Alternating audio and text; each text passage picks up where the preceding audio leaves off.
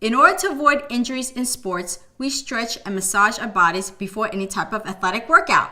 In Qigong, the ancient Chinese practice of holistic medicine, massages and acupressure are applied to body to prepare for Qigong movements. Hello, I'm Moon. Today, I'll be joined by Joanna Shun, a Qigong teacher and expert who will show you different massages and acupressure you can do yourself to get your body warmed up for Qigong.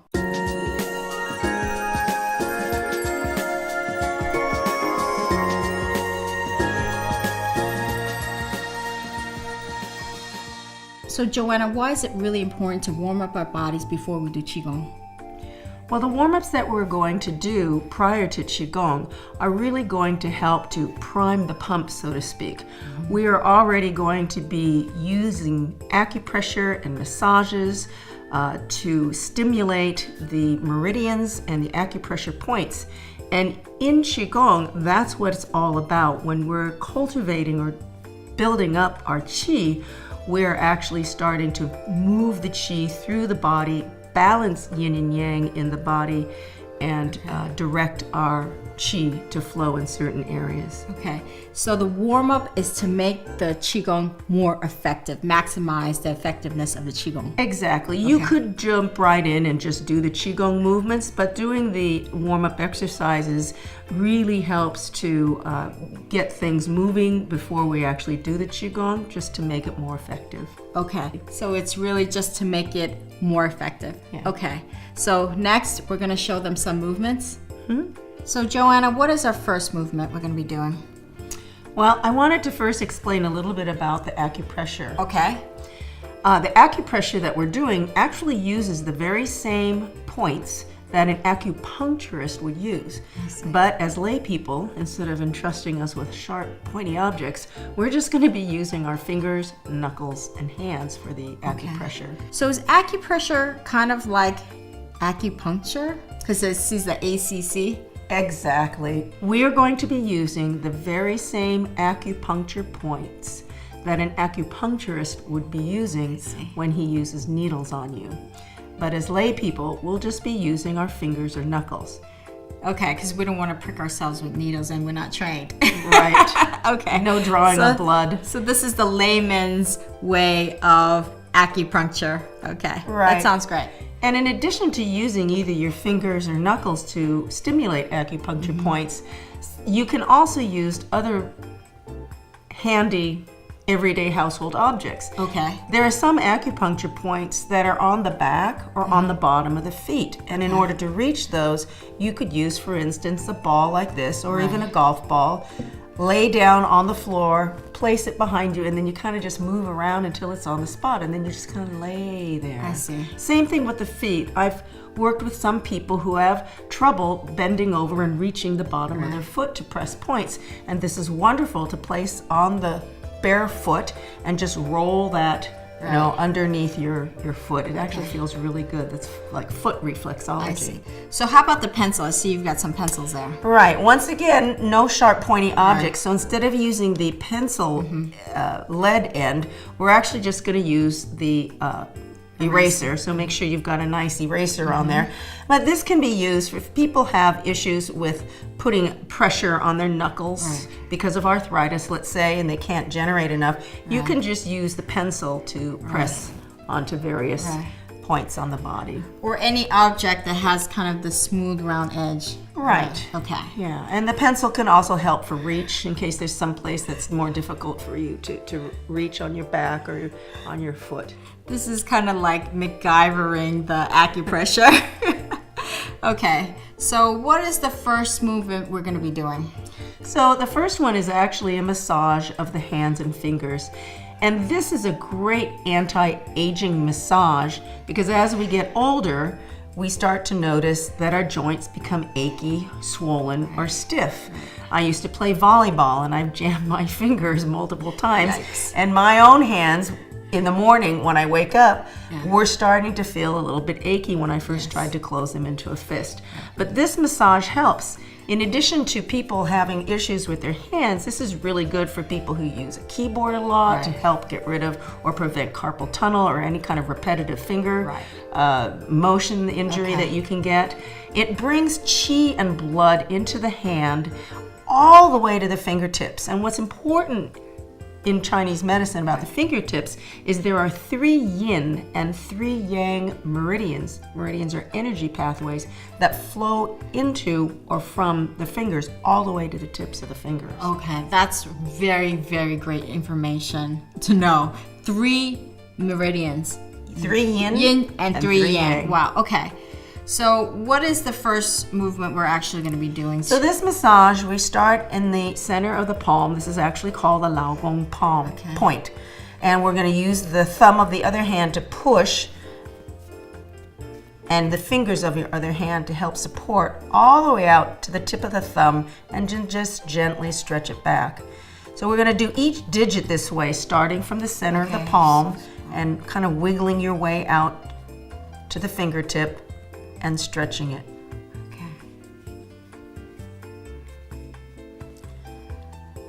So each finger of the hand has a different energy pathway that relates to one of our organs going to it. It does. So every organ relates to a finger point. Well, there were 12 major ones. Okay. Yeah.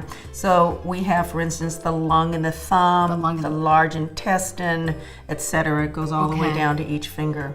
Right. So I'm in the same thing on this hand, the left hand? Of course. Okay. Yin and yang balance. Now we're just massaging. Yeah, I'm already feeling like my hands are getting really warmed up.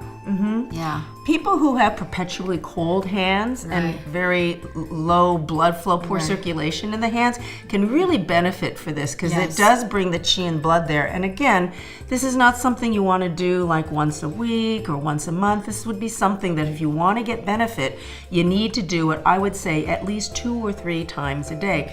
And this doesn't take any extra time. You could be watching television and massaging your hands. Totally. You could do it anywhere, at work, at home. Not the car though, but the bus is a good place. Wow, it's very effective.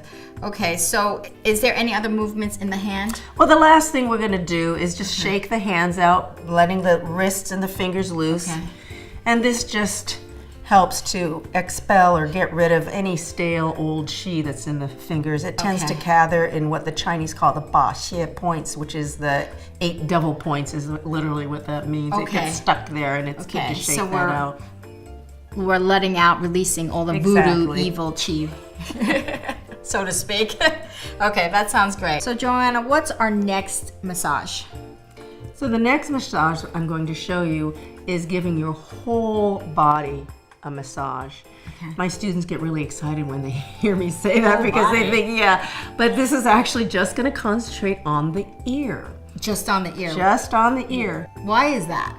Because the ear has reflex points that correspond to your entire body.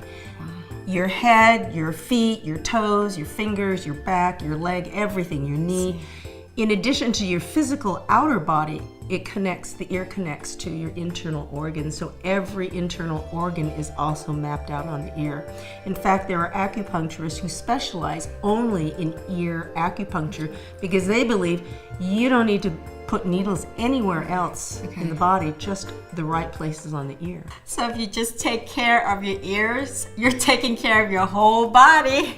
Exactly. Simple. And one of the benefits of this massage is also that it tends to wake you up, so it's an energizing massage if you're feeling a little bit run down or tired towards the end of the day. After a few drinks or something.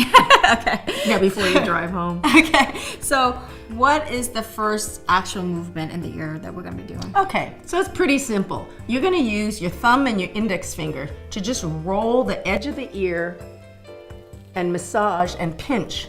So I'm going to hold my hair to one side just so you can see that I'm working from the top down to the bottom where the earlobe is, and then back up again from the earlobe. Just pinching, rolling, squeezing. Yeah, and you can put some very firm pressure. If your ears are getting red and hot, that's a good thing. Oh, that's a good thing. Okay, so that means the qi is really flowing in there. Exactly. It's just stimulating all the points. So the next thing that we're going to do on the ear is just to use the pad of the index finger. And again, I'm going to just rub the channels, the little nooks and crannies, if you will, on the outer ear. So what is happening when we're rubbing these channels like that. Again, flowing the chi. Yeah, it's Okay. just by putting the pressure on it and massaging it, it brings both blood and chi to those areas. But again, you need to realize it's not just the ear. It's, if you look, there's pictures, you can look on the internet or in a book that show the whole body mapped out, every specific point. You know, there's the spleen, there's the heart, there's the foot, there's the that's toe, there's the amazing. knee. You know, don't ask me, I don't really know where they are. I just know that this works in terms of massaging everything that you need to. So how about the earlobe here? You know, I was noticing that you're wearing earrings, and although earrings are a great fashion statement and lots of body piercing is very popular, I have to say, from a standpoint of traditional Chinese medicine, you got to be careful where you have piercings, because in fact you are probably piercing some acupuncture point. So we're preventing the chi from flowing by wearing earrings. Yeah. So what I recommend to people who are doing acupressure massage or Qigong, just to leave their jewelry off, and it's okay if you want to put it back on later. So what is the third massage we're going to be doing? So what I wanted to share with you was acupressure points for something I think is very useful for most people, and that is for headache. We often get headache from stress or from various other ailments. Some people have migraines, and so there are some really simple, easy to do acupressure points to help relieve headaches. Yeah, headache is very, very common. Okay, so what are we going to be doing? So the first point that we're going to do is called the Taiyang point, and I need to remove my glasses. So the Taiyang point is by the temple, and it's halfway between the end of your corner of your eye and where the hair starts to grow on the side of your head. So about halfway there. And you're simply going to massage with your fingers, and it doesn't matter which fingers you use.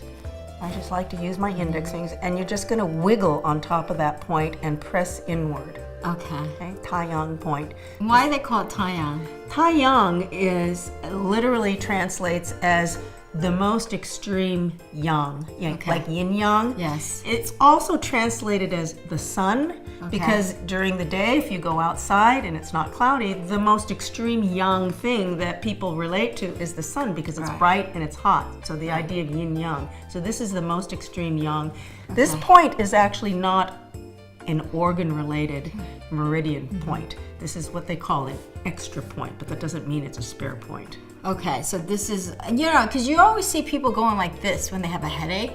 So it's like, they're doing it like naturally, like instinctively, because this is the most powerful point. So that makes a lot of sense. Yes, I believe that there is a lot of sort of common knowledge or something that's just inherently passed down genetically. And this certainly is one of them for people just to close their eyes, take a few deep breaths and press in. And as I said, if you want to wiggle on it, you can. If you just want to press with your eyes closed and relax, that's certainly going to help to relieve headache.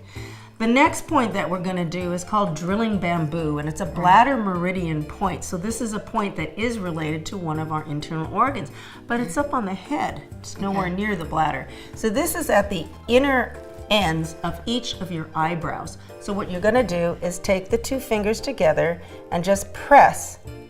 And you can just lean your head down, close your eyes, and let the weight of your head and maybe a little bit of upward pressure press into drilling bamboo. That's the name of the point. Okay, so it's like drilling action. Okay, I see. Yeah, this is another point that I think I always see people kind of pressing there too, like when they have headaches. It's kind of like this area, you know, they always like, so that's another, but that's not as strong as the other one. No, these are all equally good points for relieving headache. In traditional Chinese medicine, there are probably, you know, a dozen or more points.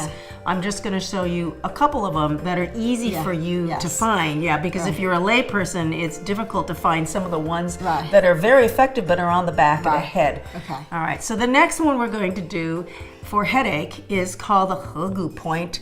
It's on the large intestine meridian. So if you look between my thumb and index finger, there's a point at which it comes into an imagined V. So it's right down in here. and I'm just going to press into that point. Now, another way you can locate this is to just put your thumb and the index finger close together, and you see a little mound of muscle or flesh right here. As you find the top of that, and you just start to press down, then release your thumb from the index finger so you can relax it. And you press into here. I really feel that, Joanna. Okay, yeah, and sometimes it's a little sore. Yeah. Yes, it's a little sore. I really feel it. Yeah. I got it right. Yes, exactly. Now this point is basically for any kinds of pain. So headache certainly is one of them, but it's also good for toothache, eye pain, neck ache, stomach ache, pretty much anything, sore throat, there's another body ache, any kind of pain or ache that you feel. This is a good pain reliever. My teacher said that one time she accidentally shut the car door on her hand, and she said she pressed really hard with her fingernail into this point and immediately went, of course, to the emergency room. You don't want to forget to do that, but you can, this is like immediate first aid on the way to the emergency room. You can definitely get some relief from pain. So it's like first aid on yourself. Yeah. Wow, that's really powerful stuff. Yeah, I've used this point more than just for headache. It's really, really good to remember.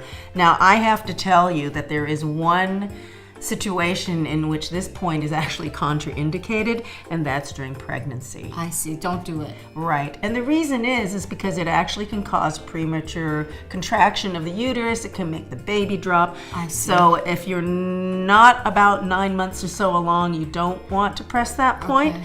But I've also had some people share with me some experiences in which their daughter or themselves went into labor and used this point not only to help relieve the pain, but also to get the baby to come sooner. So up to how many months can they be doing this? You said 9 months might be okay, but up to like 6 months they shouldn't be doing it? Well, yeah, no, you want to avoid it completely during pregnancy. pregnancy. I'm talking about if you're overdue and they're about to induce labor or you're in labor, then I would recommend it. But until then, no, don't use this point during pregnancy. So thank you for warning us about that. That's really important because we want a healthy baby.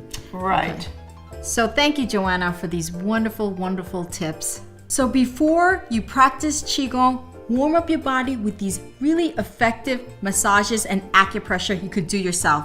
And if you like, you could do them independently of Qigong because they're so beneficial for your health.